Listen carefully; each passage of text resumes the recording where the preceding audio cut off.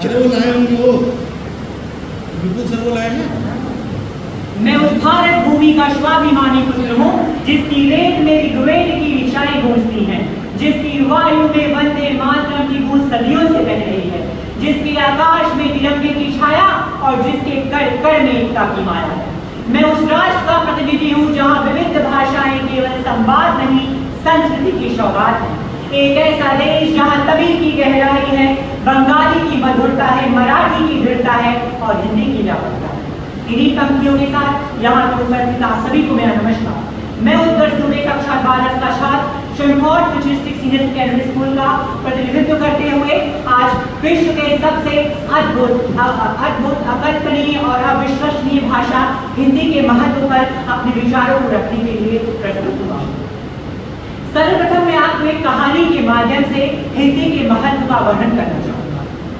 सन 1899 जगह Los Angeles America, हमारे देश के महान पुरुष स्वामी विवेकानंद जी ने अमेरिका का दौरा किया, जहाँ पे उनसे एक अमेरिकी ने पूछा, how are you Swami ji? तो स्वामी जी ने उत्तर दिया, मैं अच्छा हूँ। उस अमेरिकी को लगा कि स्वामी जी को तो अंग्रेजी नहीं आती, परंतु उस अमेरिकी को टूटे फूटे हिंदी आती।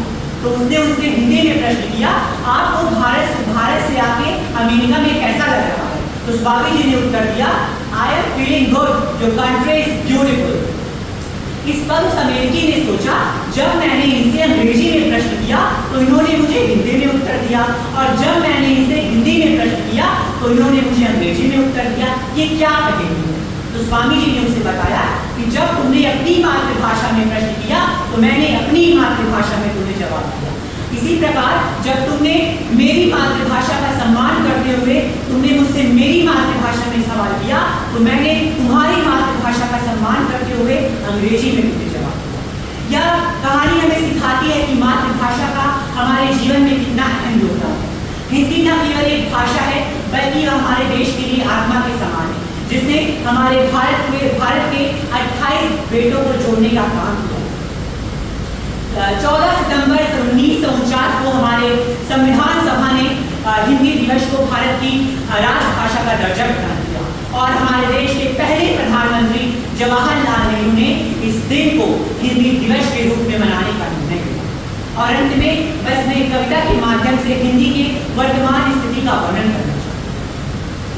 क्या विडंबना है भारत, इन पंक्तियों में देखिए क्या स्थिति है हिंदी की। परिधान चढ़ा था विश्व गुरु का, कि परिधान चढ़ा था विश्व गुरु का, वो परिधान बचाने में उमड़ी थी ज्वाला शौर्य क्रांति की माँ की साख बचाने में। पर क्या अर्थ हुआ, अभियान होगा, संघर्ष होगा, बलिदान होगा, तुझ तेजस्वी छाया का रण की खून से लटपट काया था सभ्यता प्रेम जो पुरखों का, था सभ्यता प्रेम जो पुरखों का। सन 47 को लांग गया, मुगलों गोरों से दिल जीता था, पर काले अंग्रेजों से हार गया। अंग्रेजी के टूटे फूटे शब्द मधुर लगते हैं, साहित्य सभ्य सी भाषा तो हमें तीर चुभन के लगते हैं।